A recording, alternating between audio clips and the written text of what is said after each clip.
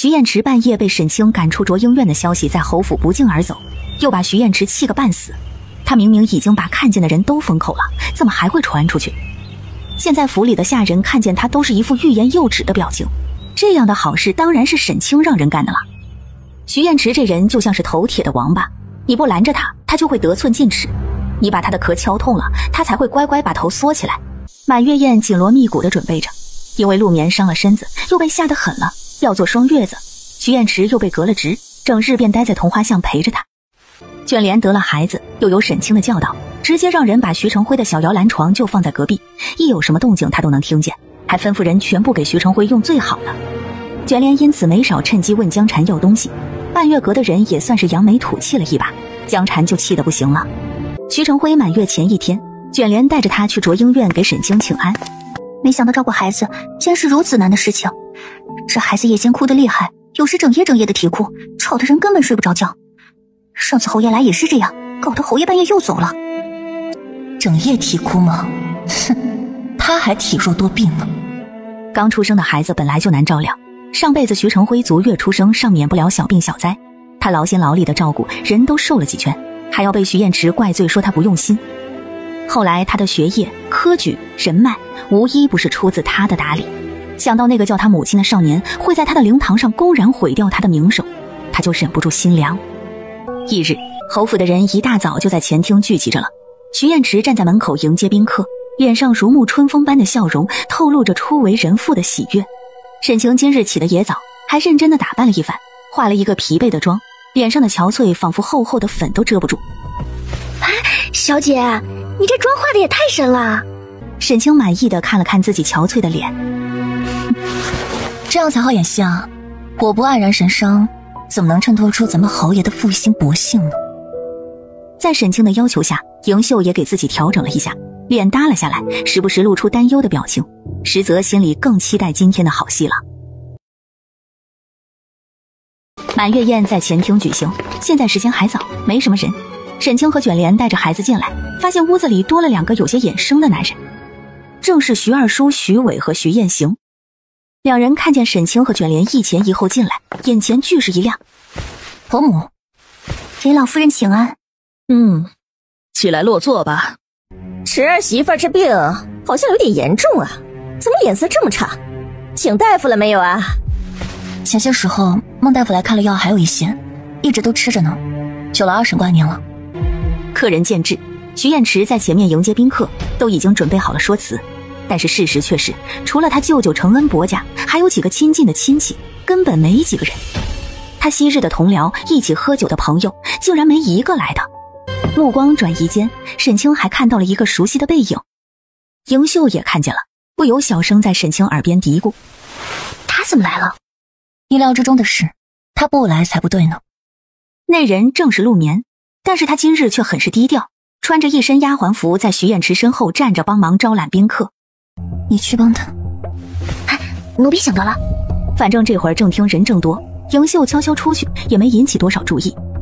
没一会儿，就有一个小丫鬟进来，在江禅耳边说了几句话。江禅脸色一变，往门口的方向看了一眼。一盏茶喝完，丫鬟来添茶的时候，却不小心手一歪，茶水洒了沈清一裙子。奴婢一时手滑，夫人恕罪。不妨事，下次小心一些，别这么毛毛躁躁的了。下去吧。多谢夫人。婆母，我回去换身衣服就过来。去吧，早去早回，快要开宴了，莫要耽搁了时间。是。迎秀还没回来，沈清也没想过会有人在他的后院里算计他，这不是纯纯找死吗？但是就还真有那不怕死的。沈清走进后院，经过假山时，沈清突然感觉身边多了一股陌生的气息，他眼神一凛，在那只手伸过来的时候，倏然转身，在半空捉住了那只手，狠狠一拧。嫂嫂，快松手！再不松手，手就要断了！沈清冷笑一声，松开了他。二弟在这个时候不在前面，来到后院做什么？还在这假山里鬼鬼祟祟的。哎呀，我当然是来找嫂嫂的呀！听说我那堂兄宠妾灭妻，害得嫂嫂独守空房，还真是没有眼光。我若是有嫂嫂这样的妻子，我一定哪儿都不去。二弟，这里可是侯府，我是你的嫂嫂，以后如此类的话莫要再说。今日我就当没有听见，这里是后院，不是你该来的地方。你还是赶紧走吧。堂兄那人不解风情，若是惹了嫂嫂生气，嫂嫂尽可找我排解排解。真的？徐彦行脸色一喜，说着猴急的笑着往沈清身边靠近。当然是真的了，嫂嫂，我……只是他还没来得及碰到沈清，后衣领子突然被人提起，然后整个人都扔了出去。沈清正想着该用什么姿势把徐彦行送到旁边的荷花池里清醒清醒，腰猝不及防被人禁锢住，那力道之大，箍得他生疼。您怎么来了？察觉到他改口，季君夜嗤笑一声：“我要是不来，怎么知道许夫人背着在下还有其他想好的？”季君夜说着，凉凉地看了一眼地上的徐彦行，大掌在旁人看不到的地方揉捏了几下，沈清差点软倒在他怀里。季君夜眼底闪烁着异样的光芒，语气凉凉：“就是夫人这眼光不怎么好啊。此人眼下青黑，脚步虚浮，一看就是常年流连花丛，身体亏空，比在下可差得远了。”胡说什么？我哪有什么相好？是他想要对我图谋不轨，我刚想要给他点教训，你就来了。原来是你对他图谋不轨。徐彦行还没反应过来，半天跟见鬼了一样看着沈清和季君夜，不可置信地指着沈清：“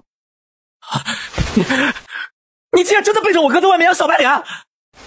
你们这对奸夫淫妇！来人！”没人看见季君夜是怎么出手的。徐彦行反应过来的时候，人已经被他掐着脖子按在了假山上。强烈的窒息感和后背的疼痛让徐彦行心头的恐惧无限放大。季君夜缓缓勾唇，嘴角露出一抹嗜血的弧度，舌尖抵了抵后槽牙。小白脸儿，奸夫，还从来没有听见过有人这么说我，倒是新奇的很。这回味的语气，不知道的还以为是什么好的形容词呢。也不想想，整个景国谁敢对您说这个词？脑袋在头上住腻歪了，想要搬个家。沈清刚想说话，突然传来一阵脚步声，季君夜眼疾手快地把他拉到了假山里。沈清见徐彦行已经脸色涨红，嘴唇充血，眼睛都快凸出来了，连忙按住了季君夜的手，低声道：“他还不能死，至少不能死在这儿。”麻烦，敢出声，现在就杀了你。徐彦行连连摇头，表示自己绝对不会出声。脚步声越来越靠近。奇怪了，二爷又去哪了？宴席马上就开始了。徐彦行听见那正是他的小厮的声音，他现在无比期盼小厮能机灵点，发现假山的异样，把他给救出去。等他出去了，他一定要让这对奸夫淫妇好看。但是小厮明显没有那么机灵，毕竟他家二爷只会去哪个丫鬟的温柔乡，去假山干什么？拖出去杀了！别杀我！别杀我！二弟既然已经看到了我的事，那自然是不能留你活口，免得你出去了之后告发我。我不说，我不会说出去的。大哥，大侠，放了我吧！我只是徐夫人养的一个小白脸，哪有什么话语权？嫂嫂，姑奶奶，放了我吧！我求您了！沈清上前掰开徐彦行的下巴，一颗圆润的药丸滑了下去。徐彦行脸色惊恐：“你给我吃了什么？”不举药。你要是敢把今天看到的事情说出去一个字，我保证让你这辈子都起不来。季君夜的眼神有点不对劲。丢进荷花池里吧。好。季君夜从善如流地把人扔了进去，扑通一声，水花四溅，压坏了不少荷花。为什么不让我杀他？他这种人不配脏了陛下的手。再说了，杀人有什么意思？诛心才更好玩。像徐彦行这样的，让他不举，可比让他死要好玩多了。沈清说话的声音很轻，轻垂着眼睫，言语间鸦羽般浓密的睫毛轻轻颤动，将他所有的算计与阴狠全都遮住，像根羽毛落在了季君夜心上，让他心痒痒的。他俯身就要含住那饱满的唇瓣，却被沈清捂住了嘴。这里的动静不小，一会就会有人过来，陛下要不要先躲躲？你让朕躲？他堂堂一国之君，凭什么躲？有人落水了！外面传来一阵骚动，沈清急得连忙推他。管不了那么多了，晚上我再跟陛下请罪。你快走啊，快点！要是让人在这儿看到他，他长8张嘴也说不清了。他可不想暴露他们的关系，他就罢了，他不想让护国公府沾上污点。我在你房里等你。季君夜走后，沈清松了一口气，整理了一下衣裙，从假山后出来，看着赶来的下人。你们来的正好，落水的是二爷，我走过来刚看到，正准备要去叫人呢。下人一听是二爷落水了，不敢耽搁，会水的连忙下去捞人。徐彦行呛了半天的水，捞上来的时候已经晕过去了。哎，夫人不是在前面，怎么一个人回来了？银秀呢？衣裙太脏了，回来换了一身，我让他去办事了，我自己来就行，不必进来伺候。是。沈清打开卧室门钻进去，一进门果然看见季君夜坐在他的床上，手里还拿着他的一件小衣，放在鼻尖轻嗅。那是他早上刚换下的，早上走得急，还没来得及让人收拾。沈清的脸在发烧，上前几步想从他手里夺下他的小衣，季君夜一躲，手又举高了点，眼睛亮晶晶地看着他。好香啊！还给我！他伸手去够，却不想脚下一绊，正好往他身上倒。季君夜顺势一歪，两人倒在床上。沈清也拿到了自己想要的东西，还没来得及松口气，一阵天翻地覆，他就被压在了身下。他灵机一动，手一甩，把那件小衣甩了出去。没有了。季君夜在他头顶轻笑了一声，眼神往下移。这里更香。沈清脸已经红成了煮熟的虾子，偏偏那个罪魁祸首一点也不知收敛为何物，带着浓浓笑意的声音在他头顶响起。是我跟你揉的吗？什么叫他给他揉的？明明是因为孩子。他从前就听说妇人怀孕时胸口会再次发育，但是谁让他用这么下流的语气说出来？沈清别开脸，不想回答他这个下流的问题。看来以后得多揉揉。季君夜实践力很强，当即就向沈清展示了他的实践力有多强。沈清知道这个时候他越反抗，他就会越兴奋，所以干脆不反抗了，任由他作乱。直到那作乱的手更过分时，他才惊慌失措地一把按住他的手，深吸了一口气，转移话题。陛下今日来是要做什么？总不会是来参加徐承辉的满月宴吧？来看看你。沈清没想到他竟然这么直白，脸色又是一红，小声嘀咕：看我做什么？还不是怕你伤心，特意来看你。谁知道青青这小没良心的，一直把这往外推。他这话倒说的自己像个深闺怨妇。青青这两个字像是在沈清平静的心湖里投下了一颗小石子，泛起一圈圈的涟漪。但是我有什么好伤心的？不伤心还那么憔悴，脸白成这样，徐燕池就这么让你放心不下？说到这里，他生气地看了沈清一眼，意思是让沈清过来哄他。沈清有些好笑，拉着他的手放到自己脸上。季君夜难得见他主动，心中一喜，结果一看手上一手的粉。你脸上糊那么多面粉干什么？什么面粉？那是梅花香粉。下次少用点，太白了。他都被熏到了。但是他直觉这话要是说出来，沈清肯定是要生气，斟酌了一番还是没说。宴会要开始了。被他这么一闹，沈清这才想起来自己回来是干什么的。陛下，前面的宴会就要开始了，你能不能先放开我？一个破宴会有什么好去的？沈清其实也不是那么想去，但是他怕再这样下去，他就要大白天的被吃的渣都不剩了，还是早点开溜的好。我衣裙脏了，陛下总得让我先换身衣服吧。季君夜心里纵然不满，还是翻身从他身下去。沈清如蒙大赦，连忙去找了要换的衣服，但是背后那道视线太过炙热，实在是让他忽略不了。我要换衣服了。我帮你。不用。沈清差点被自己的口水呛到，不敢看他炙热的快要凝成实质的眼神。你能不能不要看着我？季君夜能是那么听话的人？140斤的人，200斤的反骨，被他这么一说，他身上的反骨立马全都支棱起来了。他支住身子坐起来，更加放肆地看着他。算了，又不是没看过。睡着的时候，他还依稀记得是季君夜给他洗的澡，穿的衣服。沈清在心里自我安慰了好几遍，这才背对着他开始换衣服。沈清今天穿的小衣是鹅黄色的，一条细细的带子横亘在背部，愈发衬着沈清嫩得像早春的新芽。季君夜好整以暇地看着，好像在欣赏什么价值连城的宝贝一样。沈清，你换个衣服怎么这么久？宴席都要开始了。这时一道声音打破了暧昧的气氛，是徐燕池的声音。沈清的脸色倏然冷了下去。他不是才吩咐了徐彦池不许踏进他的院子，他竟然这么快就忘了。他正要叫人把他丢出去，季君夜忽然揽住了他，接着一转身将他压在屏风上。夫人，你夫君来了，你不会就要抛弃我跟他走了吧？沈清要换的衣服还没来得及套上去，那一抹鹅黄色直挺挺地映入季君夜的眼帘，之下是快要遮不住的饱满弧度呼之欲出。季君夜的呼吸明显粗重了几分。你先放开我。追云和竹心都在外面，他进不来。季君夜含糊应了一句，又返回让他流连忘返之地。狗东西！沈清暗骂，他就说他院子里又不是没人，浓云和玉枕都是能进内室的，徐彦池怎么可能一点动静都没有就闯进来？原来是他在捣鬼。青青不觉得这样更刺激吗？刺激你个头啊！沈清真想咬死他，但是下一秒他被抱了起来，然后被抵在了门上。门发出轻微的吱呀一声，吸引了徐彦池的注意。爱的桥段叫我怎么写？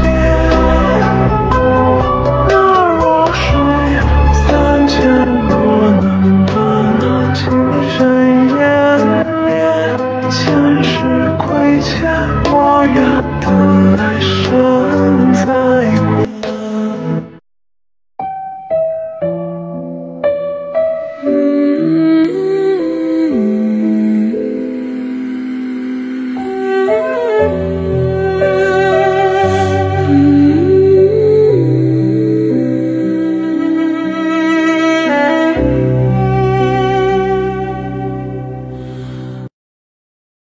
徐彦池狐疑地看着紧闭的卧室门，清了清嗓子。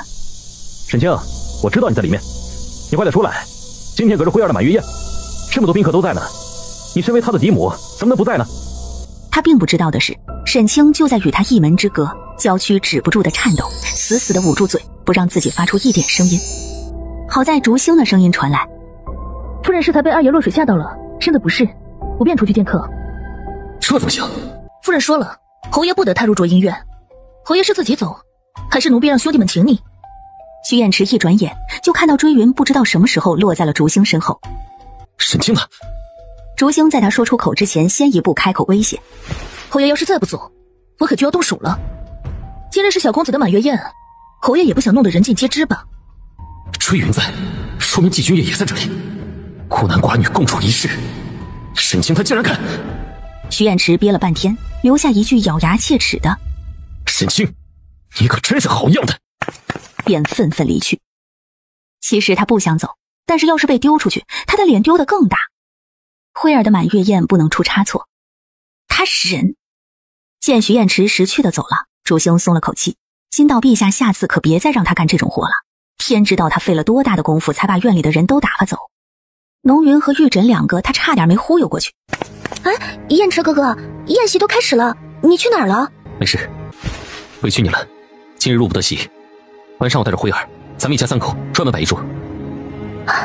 年儿不委屈的。宴席已经开始了。你真的看到了？奴婢绝对没有看错，就是侯爷。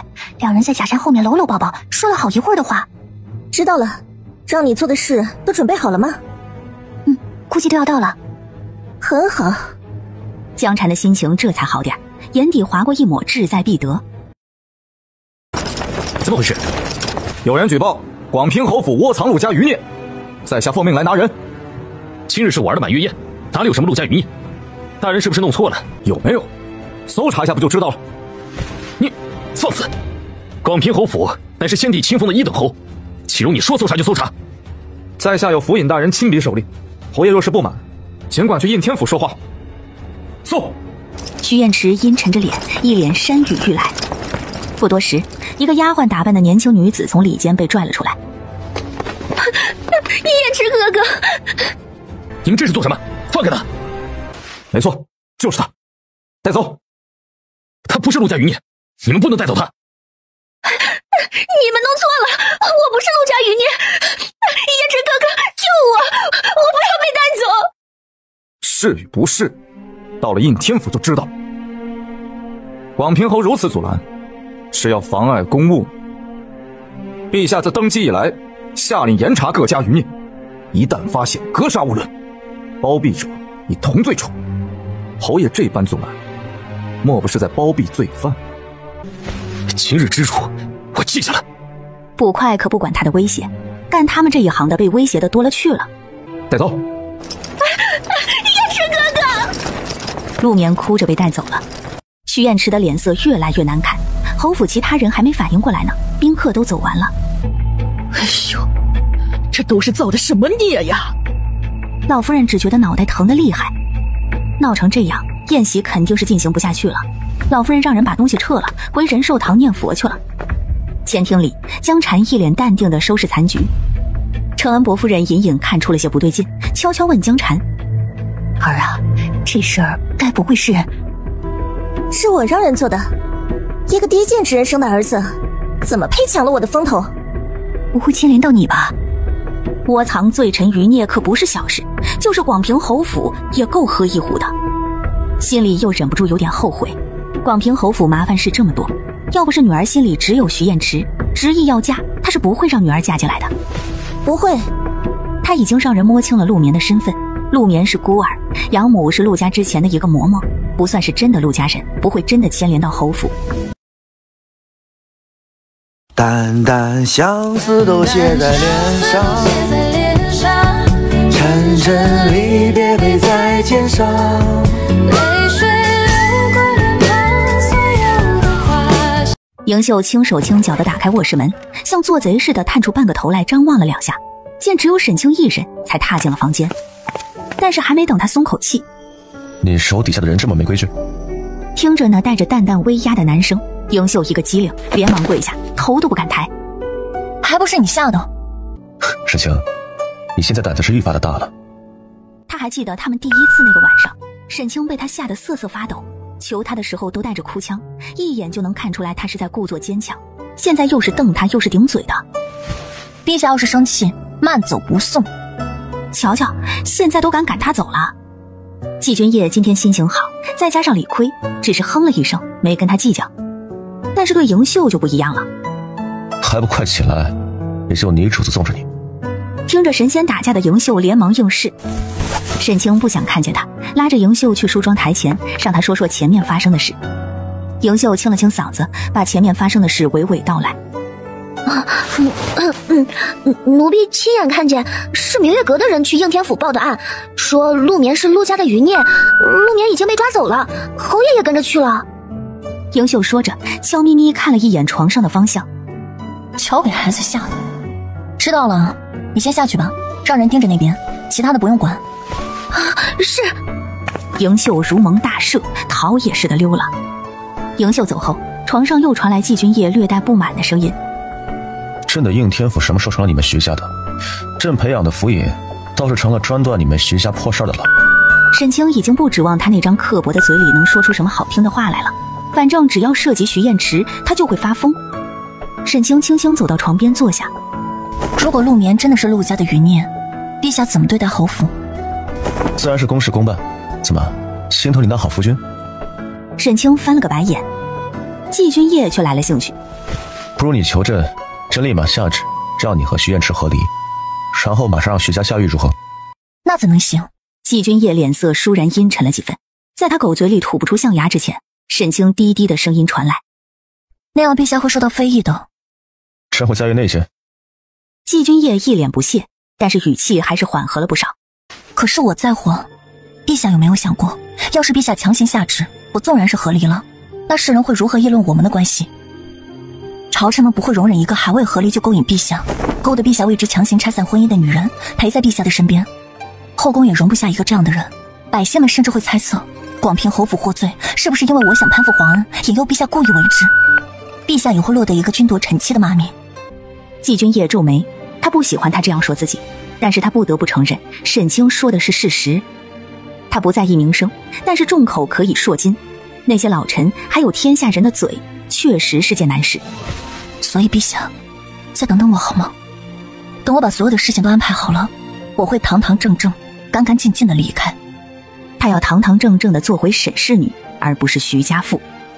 沈清其实心里也没太大的把握说服他，但是当他说出沈清你是第一个让朕心甘情愿委屈自己的人的时候，他机不可察的松了口气。看来这段时间出卖色相也不是一点用都没有。送走了季君夜，沈清紧绷着的神经突然放松了下来，感觉肚子隐隐有些疼。沈清叫迎秀进来，去请孟大夫过来。不多时，孟寒庆就风尘仆仆地赶过来了。真是不好意思啊，紧急情况打扰孟大夫，若是有什么事，还请孟大夫尽力保住孩子。把脉不过一时半刻的时间，沈清却觉得格外的漫长，简直是度秒如年。夫人有些动了胎气，不是什么大事，我之前给夫人的安胎药就可以。但是棘手的是另一件事。什么？夫人可还记得上次我说的，夫人中毒了？自然是记得。这毒与孩子有什么关系吗？数日不见，这毒又强了些，夫人应当是又接触到了毒源。迎秀忍不住道：这不可能啊！回来之后，夫人一直让我和玉枕盯着，厨房里的人根本找不到机会对夫人下手。夫人在外面也不会吃旁人的食物，熏香更是一点没碰过，怎么可能还会中毒呢？这就不得而知了。夫人这些日子最好还是要注意些，毒素长久停留在体内，对母体和孩子都不好。不过夫人也不必过于担心，孩子的生命力很旺盛，想来他也是很想来到这个世界上的。孟寒庆这么说，他放心了不少。既然他想来到这个世界上，他就是拼了命也会把他平安生下来。夫人手上略有剥茧，可见之前有习武，平时也可适当运动，对身体和孩子也是有益的。我知道了，多谢孟大夫。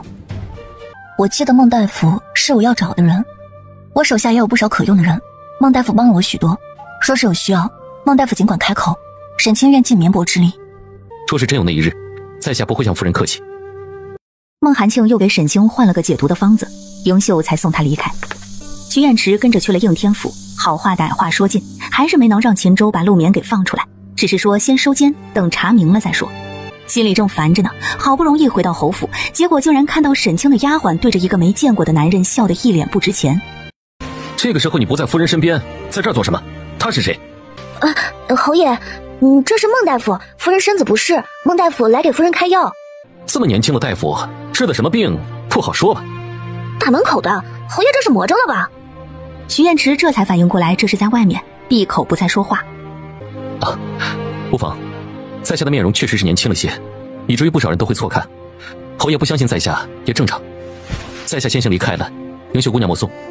哎，总是因为长得太好看被人质疑，孟大夫好惨。再看徐彦池，瞬间觉得更面目可憎起来。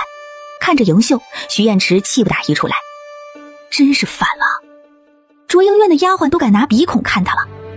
沈清，开门，我有事要跟你说。让他走，跟他说我跟他没有什么好说的。外面，徐彦池果然不听，骂了浓云一顿，然后恶狠狠地冲里面喊道：沈清，你要是不出来听，你会后悔的。浓云也不跟他废话，气得把门一甩，跑了回去。你要是再不出来，我就让人把你今天的所作所为传出去。我看你没了靠山，以后还怎么？开门，我倒是要看看他想说什么。他这是发现了什么？竟然敢扯季君夜。他怕他要是再不出去，徐彦池那个脑残真说点酒足消消乐的东西出来。卓英院的门一开，徐彦池看到沈清，愈发肯定了自己的想法。沈清就是背着季君夜还有其他男人。沈清，你现在有把柄在我手上，你现在让人去应天府打点，让秦州把明儿放出来，我就帮你保管这个秘密，怎么样？把柄？我怎不知我有什么把柄？要说把柄，侯爷的我倒是多得很。侯爷想要看哪一条？我要说的可不是小事，你要不要先让院子里的丫鬟退下？在这儿的都是我信得过的，侯爷有什么话便直说。要是脑子进了水，去门口换干净了。我这卓音院可不是水缸。我看你一会儿还能不能笑得出来？你竟然敢背着陛下找别的男人，就是那个姓孟的小白脸吧？你胆子可真是大。你现在答应我的要求，我还能大发慈悲的帮你瞒着，要不然……竹星，侯爷脑子进水，帮他倒到脑子里的水，顺便告诉他什么话该说，什么话不该说。竟然还敢抹黑他和孟大夫的关系，别打脸，会让人看出来。奴婢知道了。砰砰的声音传来，徐彦池的嘴被堵住，只能发出闷闷的声响。竹星是用了巧劲的，专挑痛的位置打，还不会出现明显的伤痕。徐彦池疼得在地上打滚。夫人，水倒的差不多了，让人来把侯爷领回去。咱们卓音院庙小，可容不下侯爷这尊大佛。徐彦池昏死过去之前，唯一的念头就是他要把这件事捅给陛下。沈清不让他好过，他也别想好过。官差大哥，我真的不是陆家的余孽。官差不耐烦地把他推进去，但是看在银子的份上，也没太为难他。棉儿，嬷嬷，你怎么也在这儿？嬷嬷说她是孤儿，在青州捡到了她，就把她抚养长大，但是却不让她叫她娘，而是叫嬷嬷。嬷嬷，我是陆家人吗？棉儿，你听我说。陆眠被无罪释放了。从大牢被放出来的那一刻，他还觉得有些不真实。他竟然不是陆家的人吗？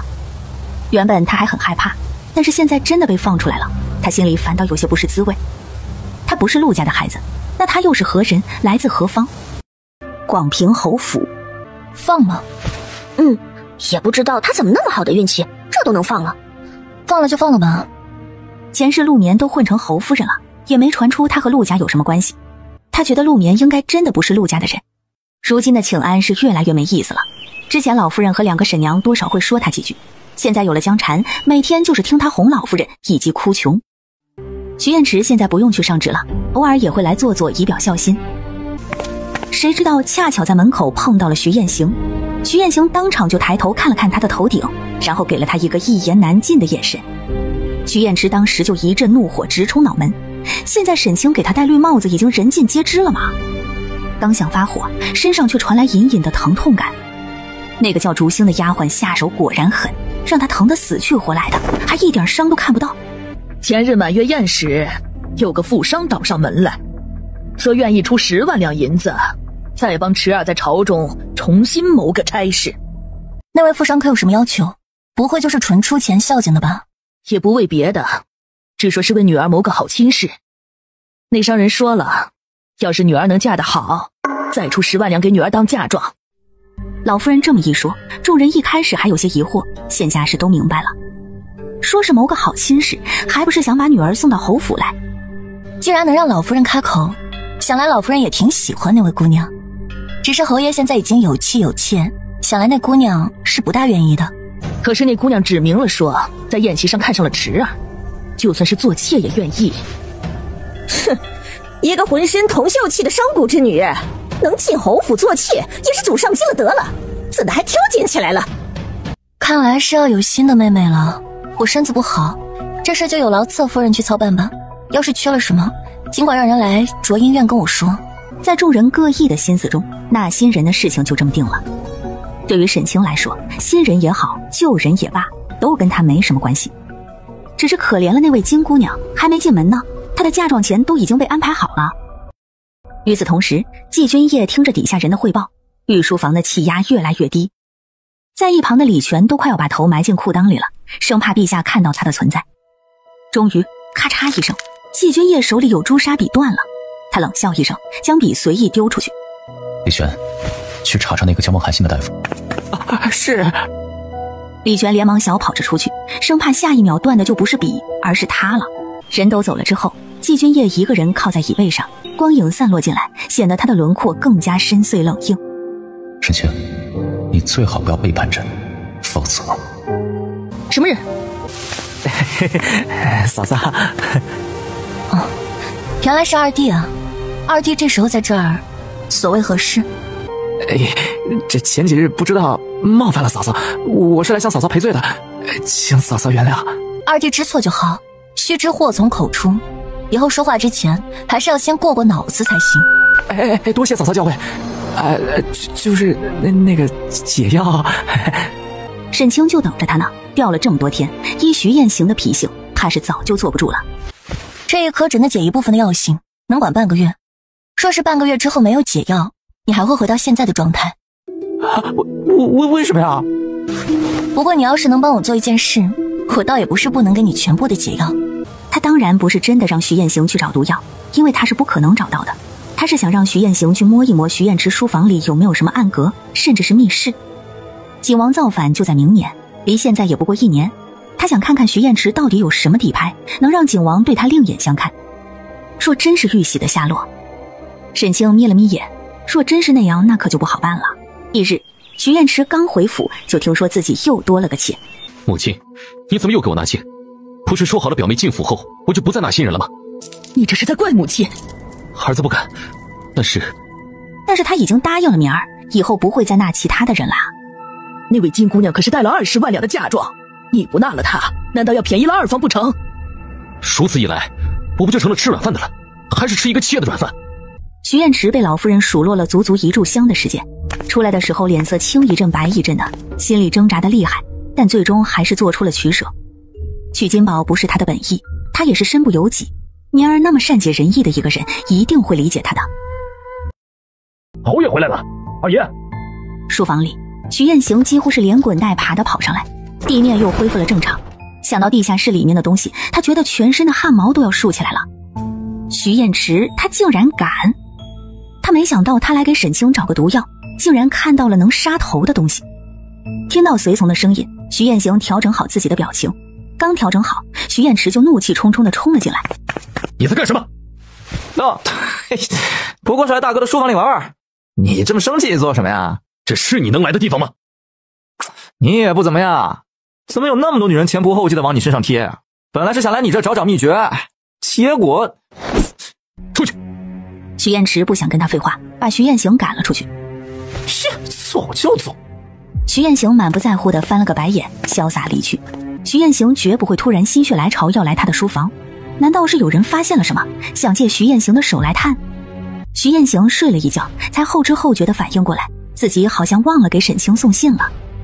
反正也没找到，还是下次再说吧。另一边，很快有人送来一份消息。徐彦池看着那张纸，脸上顿时浮现出戾气。徐彦行看见了，只有死人才会保守秘密，徐彦行留不得了。沈清也知道了前面发生的事，他是真没想到徐彦行竟然这么忙，就这么大摇大摆的过去了。只是等到晚上，也没看他送消息过来，反而是等到了一个面生的暗卫。主子在小院，属下红绫，请小姐过去。你先回吧，竹星晚些时候会带我过去。竹星下午出去，现在还没回来呢。竹星就在主子那里，小姐请吧。红绫的声音和他的性子一样冰冷，沈清也听不出到底是个什么情况，只好说道：那你等等，我收拾一下，稍后就来。不见你，何时才能与你再相遇？熟悉的小院，今日的气氛却是有些不同。季君夜并没有来接他，只有追云干巴巴地来了一句：主子请小姐进去。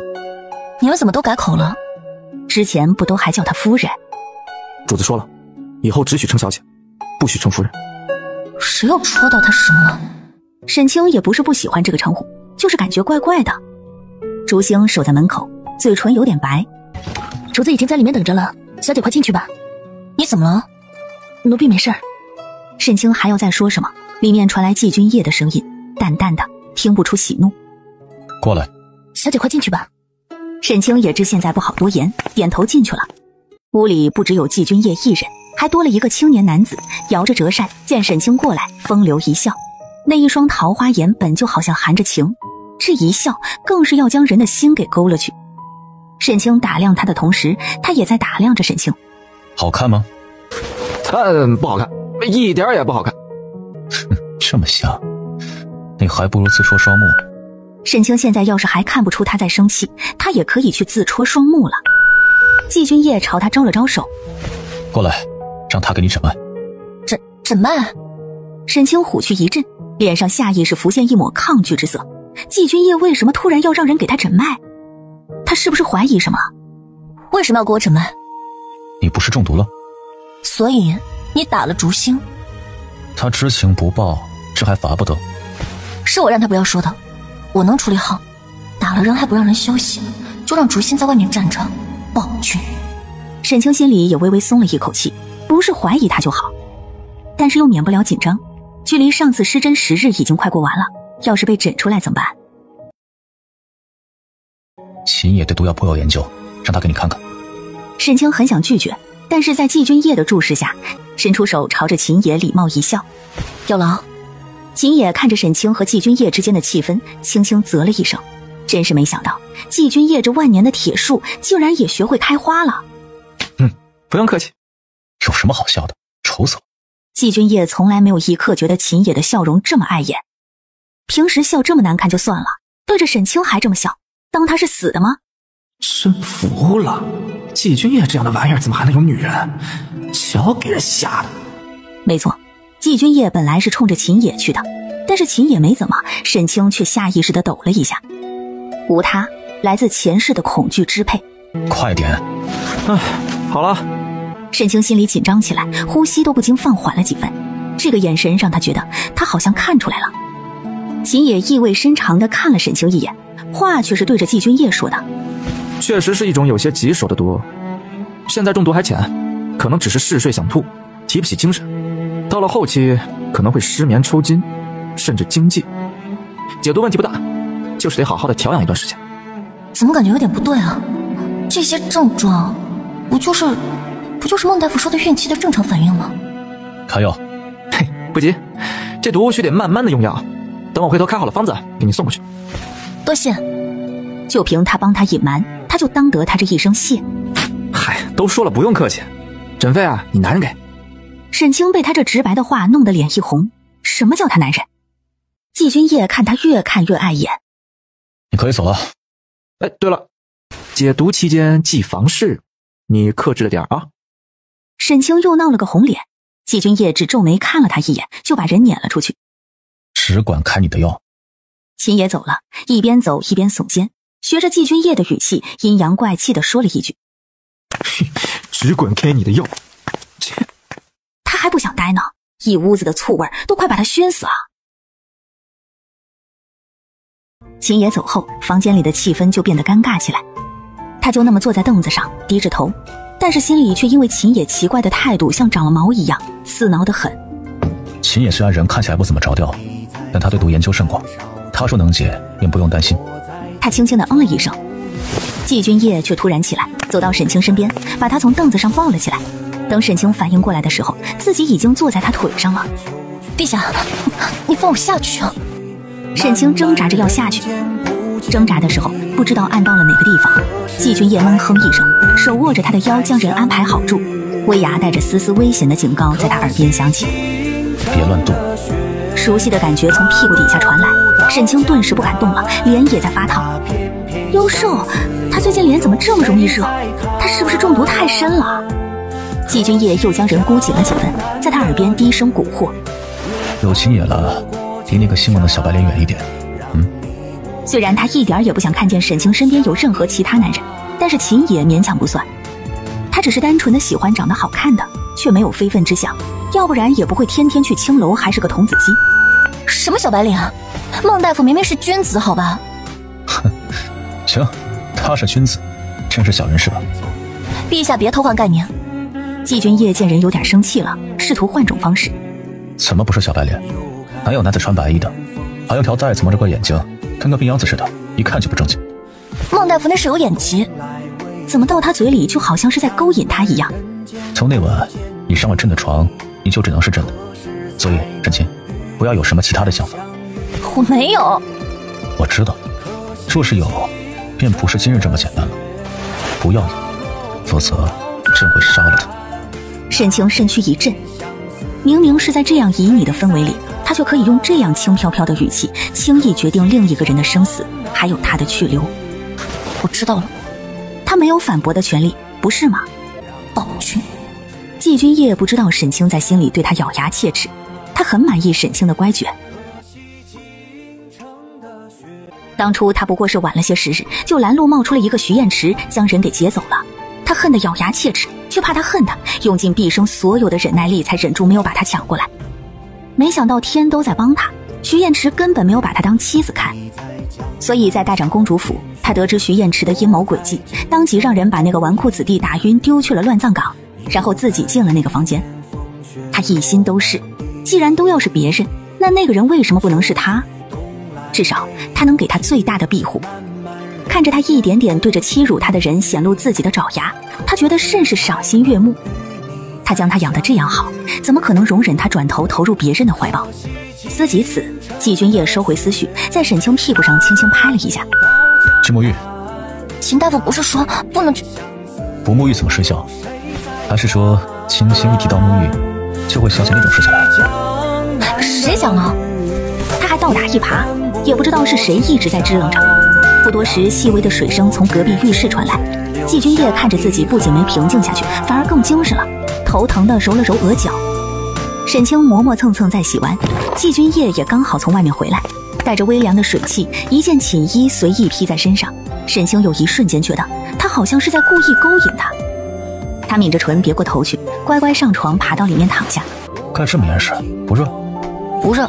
季君夜露出一抹坏笑，直接上床躺下，连人带被子团巴团巴抱进了怀里。见他没有下一步动作，好像真的只是想单纯的睡觉，沈清有点失神。其实他也听说侍寝时女子都是睡外面的，就是为了夜间有什么事情能方便下床伺候。但是他每次和季君夜在一起的时候，他都是睡里边。季君夜睡眠浅，他夜里想喝水的时候总是能把他吵醒。他虽然不耐烦他将他吵醒，但还是会下床倒一杯水送到他的嘴边。而且他今天竟然主动去洗的冷水澡。毕竟是夏天，沈清整个人还裹得跟个粽子似的，很快就开始不老实的蹬被子。但是刚蹬开没多久，又被一个火炉缠了上来。沈清下意识一脚踹了过去。黑夜里响起男人倒吸凉气的声音。季君夜额头青筋浮现，他本来就没睡着，又吃了他一记断子绝孙脚，当即一个翻身将人压在身下，将他作乱在他身上乱拍的手擒过头顶压住，俯身攫住那诱人的红唇狠狠碾磨，恨不得将人整个拆吃入腹。但是沈清却睡得很熟，这么大的动静都没能把他叫醒。最后季君夜只能又去洗了冷水澡。这一番折腾下来，天都快亮了。第二天早上沈清走的时候，还能看见他臭着一张脸。臭就臭吧，反正又不是第一次。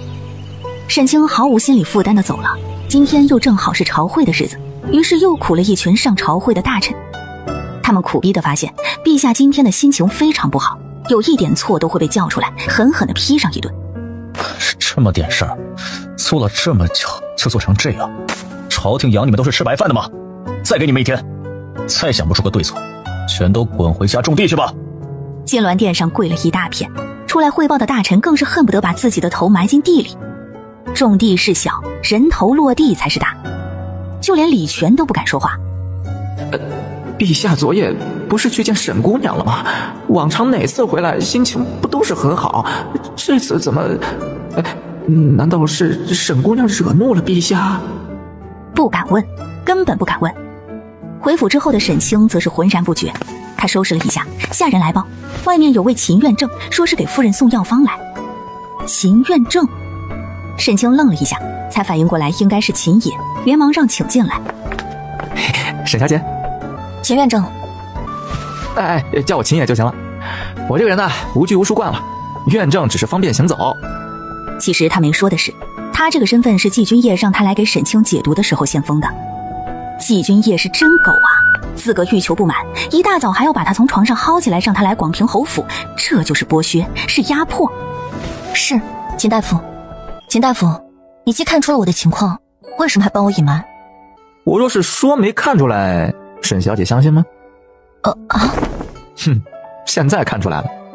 沈清一头雾水，好在秦爷很快给他解了惑。我看出来沈小姐有人为被改过脉象的痕迹，这种针法是我们一脉的绝学，为沈小姐行针的正是我的师弟，而这种针法一开始就是为了掩盖喜脉的，再结合沈小姐的表现，所以我大胆猜测，沈小姐你正是喜脉。不过我有一点不理解。秦大夫请讲。沈小姐既然有了喜脉，为什么要瞒着呀？难道这个孩子不是不是陛下的不成？当然不是。不是你想的那样，这件事情有隐情，我不方便说。秦野见状也就不再追问了，转头严肃地和沈清说起另一个问题。我还是要提醒沈清小姐一句啊，沈小姐体内的毒不是因为别的，正是因为这个孩子。什么？你说这毒是因为孩子，是什么意思？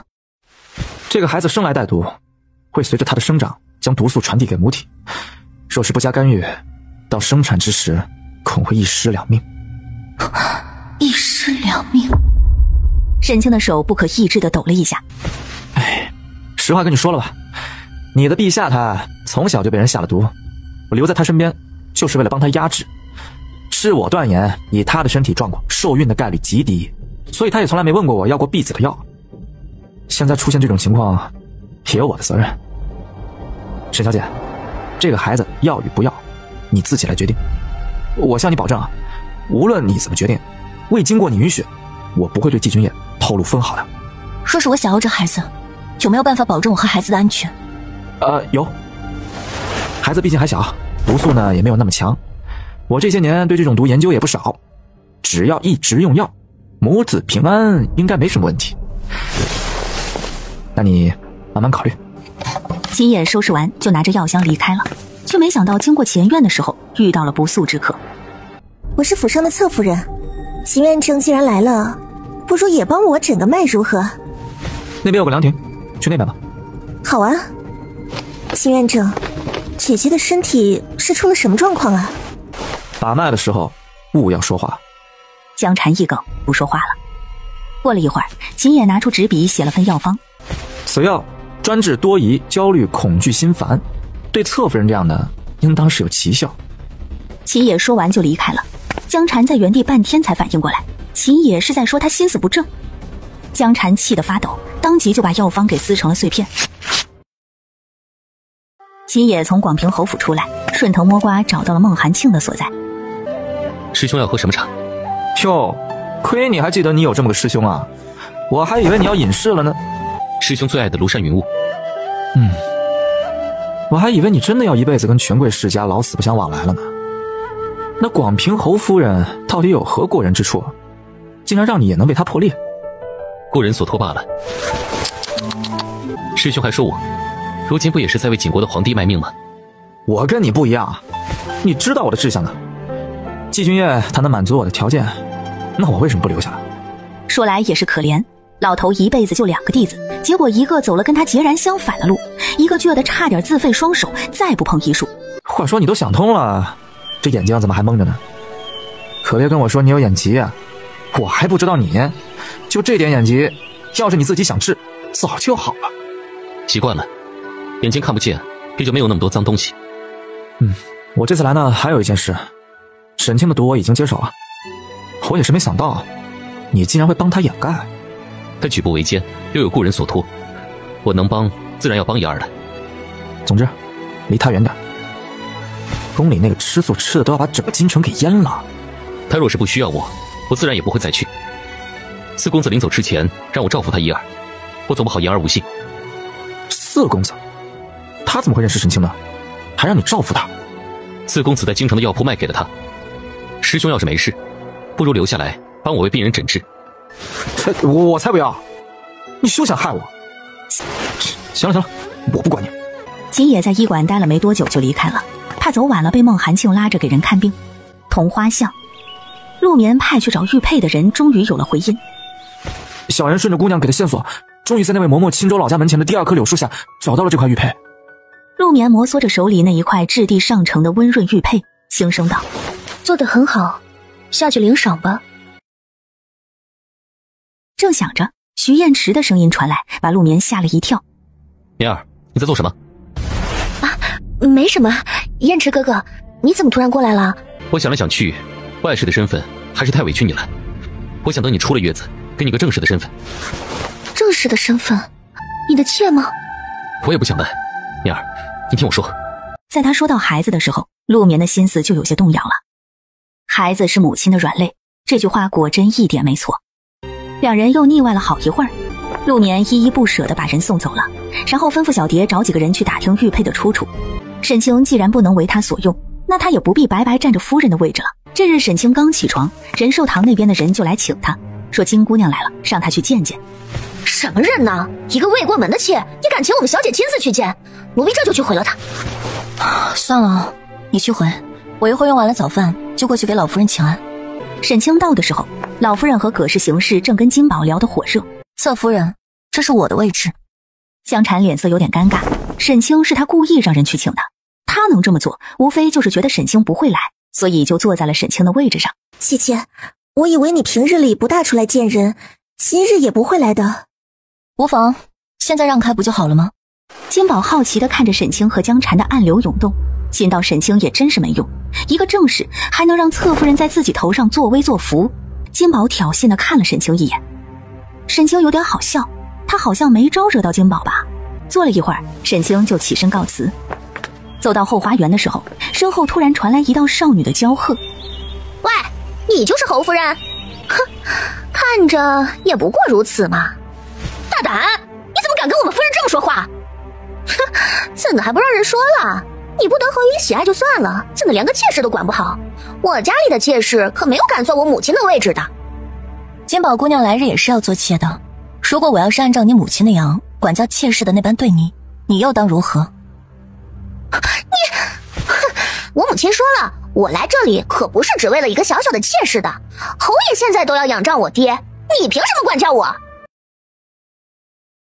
都还没看出来金宝姑娘如此志向远大，那就等你做了侯夫人再来同我这么说话吧。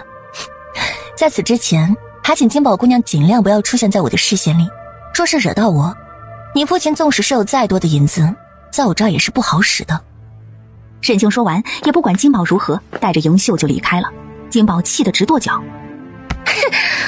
我本来还想和他打好关系，没想到他竟然这么不领情，真是不识好歹。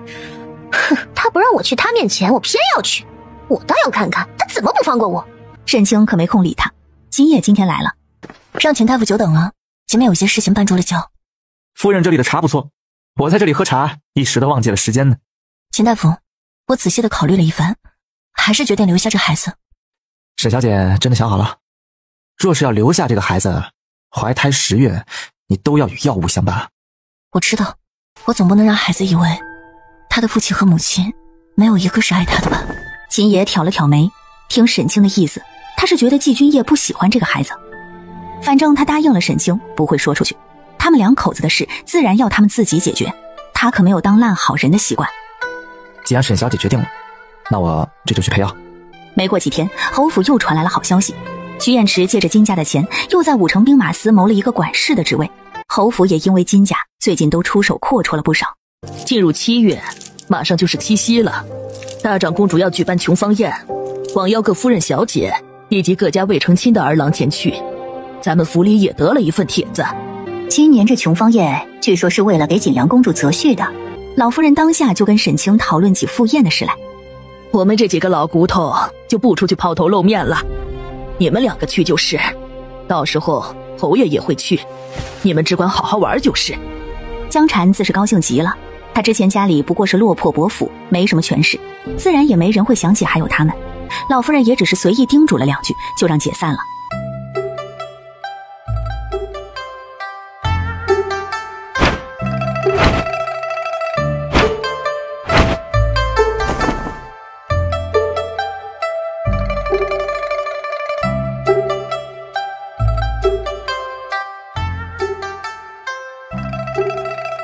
琼芳宴那天，沈清一早就穿戴整齐，跟江禅并排出府。表哥，婵儿想跟你坐一辆车。好，我们去前面那辆马车。但是徐彦池刚靠近前面的马车，就被沈清拦了下来。这是我的马车，侧夫人，你的马车在后面。那我呢？你的马车我还坐不得了。侯爷自然是想坐哪辆就坐哪辆，若是不想坐车，骑马也是可以啊。但是侯爷不是说了要和侧夫人坐一辆马车？既然如此，那我就只好成人之美了。我今日不与你计较。婵儿，我们走。徐彦池拉着江禅去了后面的马车。沈清可不想徐彦池上来脏了他的地方，要是跟徐彦池坐一辆车，他保不齐会吐出来，那多难受。沈清他们也就到了一小会儿，大长公主就出来了。大长公主千秋圣上，长乐无极。都起来吧，今儿是个好日子，本来也不是把你们叫起来拘着的，既然来了，就好好的玩。若是有看对眼的，尽管来跟本宫说，本宫亲自为你们赐婚。谢大长公主。众人皆是喜不自胜，尤其是一些已经有心上人的小姐们，甚至都忍不住红了脸。今日他们的母亲可不会拘着他们，都已经想着一会儿和心上人玩什么了。哪知众人刚起身谢过，身后传来一声高声唱诺：陛下驾到，贵妃娘娘到。众人心中俱是一惊，来不及思考陛下为什么会出现在这里，就连忙自发让出一条路来跪下。吾王万岁万岁万万岁！参见贵妃娘娘。季君夜和贵妃一前一后走上高台，今日是景阳的好日子，朕就是来看看，姑母就不要去这些礼了。大长公主是季君夜夺位之后第一个站出来力挺她的人，要不然也不会皇室都快死绝了。大长公主身为先帝的妹妹，还能有此殊荣。是啊，今日是景阳的好日子，这不，陛下一听姑母要给景阳择婿，就从宫里赶过来了呢。高台之上两道并肩而立的身影，莫名觉得今天的太阳晒得他有点难受。季君夜今日依旧是穿着一袭玄衣，贵妃则是穿了一袭正红宫装，上面绣着大片的凤穿牡丹，雍容华贵。凤穿牡丹可是皇后才能用的图案，看来贵妃娘娘果然是深得圣心。陛下天然之姿，贵妃娘娘雍容华贵，真是般配得很。哎呀，那可不，整个后宫就贵妃娘娘独得圣宠，若不是贵妃娘娘一直没有子嗣，恐怕早就问鼎后位了吧。行了，少说点，陛下的心思是咱们能揣测的。不知道为什么，沈清听着这些言论，再看高台上的两道身影，竟觉得有些刺眼。沈清想到入了神，连季君夜叫起的声音都没听到，众人都起来了，就他一人还在原地跪着。你还跪着干嘛？多谢侯爷提醒。刚准备起来，季君夜的声音已经从高台上传了过来。广平侯夫人一直跪着，是对朕有什么不满吗？沈清还没来得及起来，又跪了回去，心里把季君夜给骂了个遍。季君夜从一来就看见他了，没想到他只看了自己一眼，就低着头不知道在什么，还跟徐彦池拉拉扯扯的。臣妇不敢，只是今日太阳有些大，觉得有些不适，才慢了半拍。哦，原来是太阳有些大。季君夜抬头看了一眼外面，其他人不知道两人之间的火花，都为沈清提了一口气。要知道上一个让陛下用这种凉飕飕的语气说话的人，坟头草已经快人高了。可下一秒，众人就听那主位上的人道：那就把女眷的席位都挪到阴凉处吧。起来吧，别叫人以为朕是在故意为难你。你故意大庭广众的这样跟我说话，不就是在为难我？要是那些见过季君夜发怒的人听到沈清心里的想法，估计一个两个都要哭死。陛下之前是怎么说的来着？愿意跪就跪着，什么时候死了朕让人来给你收尸。为难你，就你这种废物也配叫朕为难你？你要是觉得朕为难你，那就一头撞死好了，等你死了，朕必不会再为难你。可惜他们不知道，也无从得知。姐姐，刚才陛下为什么要跟你说话呀？我也不知道，陛下的心思其实我们可以揣测的。我没有什么妹妹，也不习惯被人叫姐姐，侧夫人以后还是叫我夫人吧。是。江禅套近乎失败，只得讪讪坐回原位。本来季君夜一来，气氛瞬间就冷了下来，但是好在大长公主会组织，没一会儿那些小姐公子就玩到一块儿去了。哎，景阳呢？怎么来了这么些时候还没看见景阳啊？一早就出去了，可能跟哪个一起玩去了吧。那丫头啊，是越来越野了。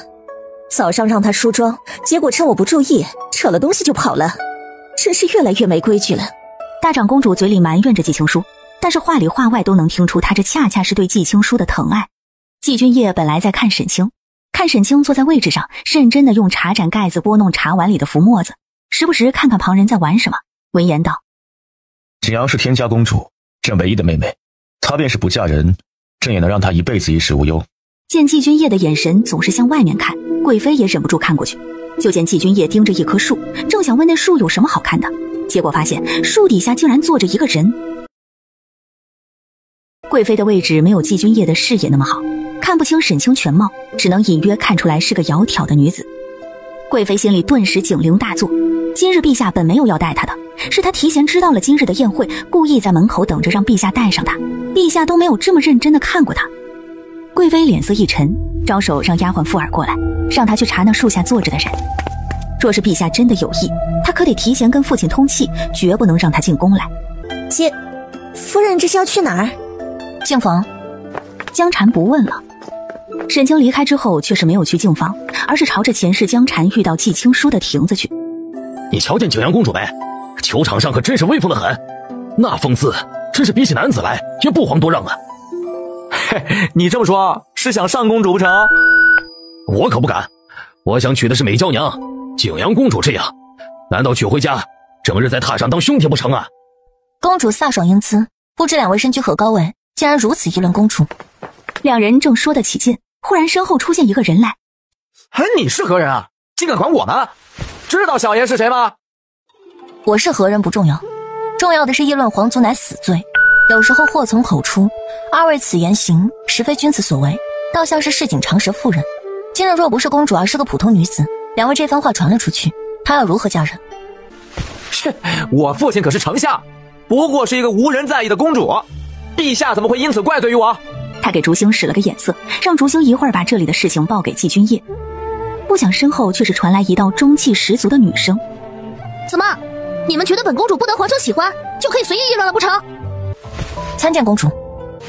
参见公主。丞相的儿子是吧？明日本公主就派人去丞相府问问丞相，是不是因为他对我皇兄不满，所以连带着他的儿子都根本不把皇室公主放在眼里。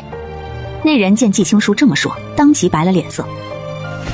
公主，我错了，是我推荐，请公主饶恕。陛下就等着揪他爹的错呢，要是藐视皇室这么大一顶帽子扣下来，他家还能有救？季青书冷笑，现在后悔晚了。来人，把他们送到我公母面前去。人走后，季青书才不好意思地看向沈清。不好意思，我脾气不好，让你见笑了，谢谢你帮我说话。公主性情直爽，不必将旁人的闲言碎语放在心上。其实也算不得什么闲言碎语，我本来就是他们说的那样。再好看的花也有人不喜，其实也就是各花入各眼。有些人明明不喜欢这种花，却还要偏要在自己喜欢的基础上加以贬低，殊不知自己才是目光短浅的井底之蛙。你这话说的我喜欢，你叫什么名字？沈清。沈清？哦，我想起来了，你就是护国公的孙女，3年前拿着丹书铁券去求我皇兄那个沈清。公主也记得那件事情啊。那可不，你不知道当时我们有多佩服你的胆识。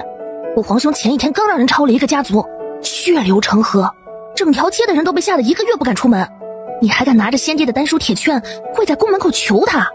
沈清觉得脑子里好像飞快地闪过了什么，但是他又没抓住。季青书却是半点没注意到他的不对，愈发兴奋地跟他聊天。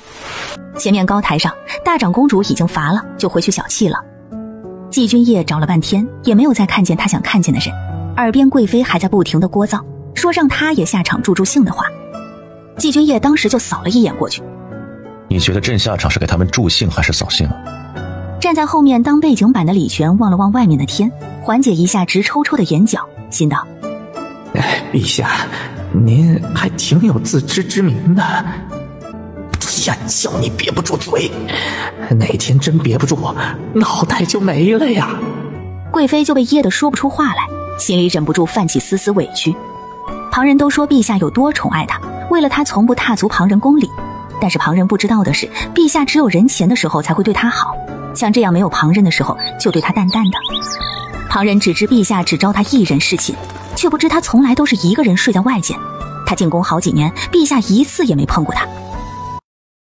陛下，贵妃心酸不已，还想再说什么，但是季君夜已经站了起来。朕有点乏了，去休息会儿，你自个儿在这玩吧。啊，那臣妾去服侍陛下。不必。季君夜打断他，自己走了。沈清和季青书已经到了练武场，这些武器都不适合新人，我就教公主用棍子吧。好，我先给公主演示一遍。另一边，季君夜百无聊赖地走着，离他几米之内自动形成一个无人区，没人敢靠近。突然好像发现了某个身影，李全忍不住道：哟，沈姑娘怎么跟公主玩到一块儿去了？季君夜的心情难得好了不少。多嘴，朕自己凑会儿，离远点。啊，是。季君夜抬脚就往练武场的方向走过去。练武场上，沈清已经演示过一遍，就几个简单的动作，还是引得季青书正在拍手叫好。公主多练习，以后也是可以的。季君夜靠在一棵大树上，饶有趣味地看着沈清。同样习武的他敏锐地发现，沈清的动作看似流畅，实际上并没有多用力，根本发挥不出棍子原本的力量。偏偏外行人还行，内行人看起来就是花架子。季君夜皱眉，他这棍法明明就是老护国公教的，不存在学艺不精的情况，所以他为什么要保留那么多力量？发力的时候不要用胳膊，要用腰腹的力量带动手臂，将力量甩出去。这样练下来还有减肥的功效。季青书觉得他现在强得可怕，季君夜有一种想把季青书拉下来自己上的欲望，但是想了想还是算了。徐彦池本来在给自己拉关系，身边的人突然传来一声惊呼：你们快看练武场！练武场怎么了？打起来了？师兄，快看呐！场上的好像是你夫人，你夫人在教公主耍棍子呢。怎么可能？她只是会点皮毛，怎么可能能教得了公主？哎呀，不信你自己看呐！徐彦池这才看过去，就看见远处的练武场上一红一黑的身影在耍棍。哎，不是你这人，她可是你的夫人，正常人听到自己夫人能教公主，不应该不胜荣耀？怎么你听到了没有一句高兴，反而在贬低她？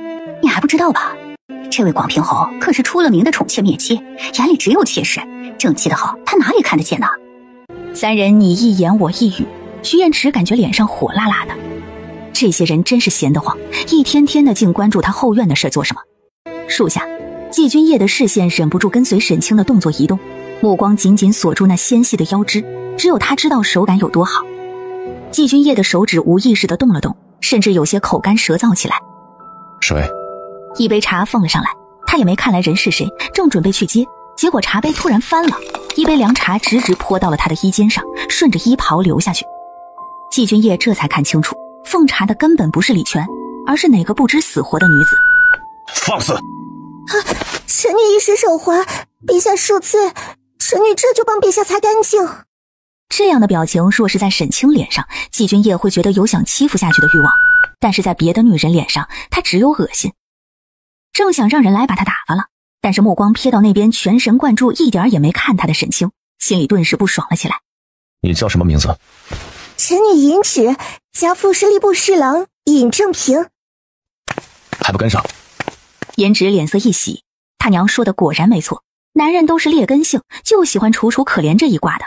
季青书远远就看见季君夜朝着这边过来，沈清自然也看见了，看到他身后还跟着一个女子，沈清机不可见的蹙了蹙眉。我皇兄身后竟然跟了个女人！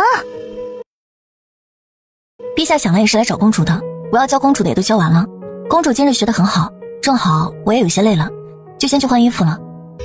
那好吧，你是不是也怕我皇兄啊？想来没有人不怕吧。也是。哎，我跟你说，我皇兄特别讨厌女人，我就没在他旁边见过贵妃之外的女人。这个着实不怎么样。皇兄有这么恶吗？听到季青书自言自语的吐槽，又忍不住扯了扯嘴角，心道他可不只是恶，每次他们在一起的时候简直跟个饿狼似的。沈清不欲多言，和季青书告辞。皇兄，你是来找我的吗？在做什么？跟人学棍子呢。神呢？啊？神姐姐说她累了，已经走了。神姐姐？季君夜重复了一句，不知道为什么，季青书听出了一丝咀嚼的味道。是啊，沈姐姐就是广平侯夫人，之前还拿着丹书铁券跪在宫门口求皇兄的那个。原来如此。不提还好，一提他就更生气。徐彦池也配他拿着丹书铁券跪在宫门口求他，而且他感觉到了，沈清今日明显是在躲着他。季君夜很不爽，抬脚就走。尹芷看了一眼季青书，连忙继续跟上。沈清觉得有点头晕，挑了条人少的小路，准备去他换衣服的房间休息一下。没想到刚过假山，迎头看见一个熟悉的身影。沈清转头就要逃，还想逃哪儿去？季君夜一个闪身就堵住了沈清的路，实在退无可退了。沈清深吸了口气，沈清，你已经躲阵一天了，还想躲阵到什么时候？沈清看着他身后瞠目结舌的尹芷，眼底飞快地划过一抹酸涩，想后退，但是身后已经是假山。臣妇不知陛下在说什么。低头做什么？怎么不敢看着吗？臣妇，你再自称一个臣妇试试。就算不看他，沈清也能猜到季君夜的眼神有多么危险。不知道为什么，沈清鼻子一酸，眼眶登时就红了。凭什么他可以这样欺负他？想起今天种种，一天的不舒服在此刻好像全部爆发，胃里一阵反胃，沈清实在忍不住干呕了起来。怎么了？是不是吃了什么不干净的东西？还是中暑了？还是毒发了？季君夜当即想让人把秦野叫来，沈清却不知道哪来的勇气拍开季君夜的手，啪的一声，清脆得很。陛下到底想要做什么？带着新欢来羞辱我吗？我实在不知道哪里得罪了陛下。陛下若是厌倦了我，大可抽身离去，再无瓜葛，实在没必要做的这么掉价的事。季君夜眉头一拧，他什么时候带着新欢来羞辱他了？还有什么再无瓜葛，他想都别想。正想让他把话说清楚，身后突然传来一声女人的尖叫。啊！广平侯夫人，陛下，你们……银芷刚刚是出声，完全是被震惊到说不出话来。沈清看向他的那一眼，让他反应了过来。陛下和广平侯夫人，这两个人怎么可能？广平侯夫人不会是孕吐吧？银芷顿时失去平衡，跌坐在地上。季君夜却是丝毫未动，似乎是想将沈清锁在假山里。陛下，你的新欢摔倒了。季君夜再看着沈清，心情却是好了许多。哼，你吃醋了？怎么可能？怎么不可能？他没有过喜欢的人，却也是见过猪跑的，只有心里有一个的时候才会为他吃醋。他又不曾对他动心，怎么会为他吃醋？他只是觉得有些不公平罢了。这时传来一阵响动，季君夜揽着沈清进了旁边的屋子。银芷想跑，但是也被竹星捂着嘴拖到了一边。屋里，季君夜将沈清抵在门上，大手紧紧地钳制着他的腰身，不让他逃离。他不是朕的新欢，朕方才在那边看你时，他端着一杯茶弄脏了朕的衣服。朕本想处置了他，但是想到你亲人都不看朕，朕就想着让你注意到朕一些。但是没想到你是注意到了，却是转头就跑了。朕着急找你，他什么时候飞到这里的，朕一点也不知道。跑掉了没有？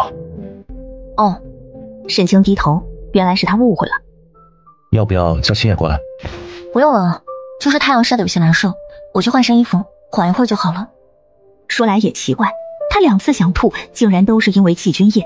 难道这就是父子之间的感应？说话的功夫，外面的人就走了。你的房间在哪？朕带你去。不用了，陛下还是快些回席上去吧。这时候大长公主和贵妃娘娘该等不及了。还说不是吃醋？怪不得一天都看他鼻子不是鼻子，眼不是眼的。才不是呢，陛下要是这样想，我也没办法。贵妃你不用管，朕跟他不是想要那种关系。不是他想的那种关系，那是什么关系？他的目光过于炙热，侵略性实在太强。沈清承受不住这样的目光，只好别过脸去。但是下一秒，下巴一紧，呼吸就被掠夺了去。腰间的大手比他的呼吸还要炙热，在这还未转凉的天气中，烫得沈清觉得自己都要融化了。这一身很好看，以后多穿几次。沈清一开始还有几分理智，但是后面被他吻得晕晕乎乎的，几乎瘫软在他怀里。他今日格外喜欢他的腰，一直前前后后的摩挲揉捏着。再这样下去，沈清都觉得自己的腰要秃噜皮了。沈清费了好大的功夫才说服这人放他回去换衣服，但是他刚回去就发现他已经端坐在自己客房的床上了。